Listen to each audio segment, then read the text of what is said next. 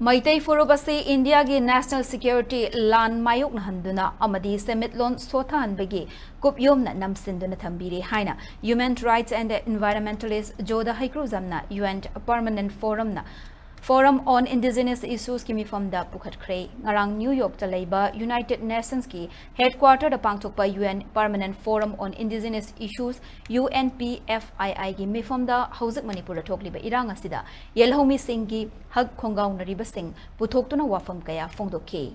Kunmari Raksuba United National Permanent Forum on Indigenous Issues kimi from the Manipur gi nupi sing na lawriba thodang palleduna hauzik Manipur da nupi angang punna lising kuntrarom irang asina maram oiduna chahi en ani helaba fawba masagi maram dam da refugee oina relief camp sing da punsi leli makhoi gi punsi mahing asi Miyoi amada allowance oina $1.4 na nong malenari Manipur da leiriba security force sing na Armed Forces Special Power Act ki marumda ning tamna tawriba action asidek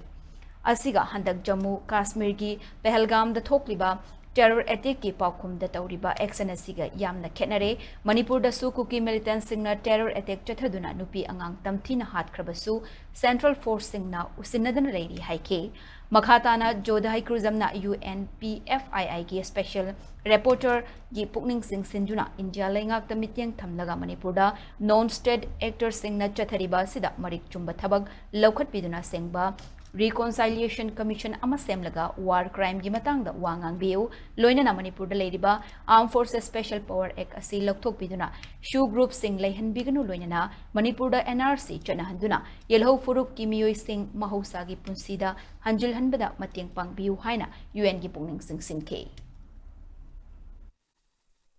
I urge the Madam Chair and Special Rapporteur to intervene with our Indian states member. A true and reconciliation commission must address war crimes, ensure accountability for state and non-state actors, revoke APSPA, disband shoe groups, restore indigenous land rights, and implement the NRC to curb illegal immigrations, protecting indigenous demography. Madam Chair, no UNCEDAO compliance specialist under Article 1 and 2 is achievable without resolving Manipur's crisis. The dignity and survival of our indigenous people are non-negotiable. I thank you, Madam Chair.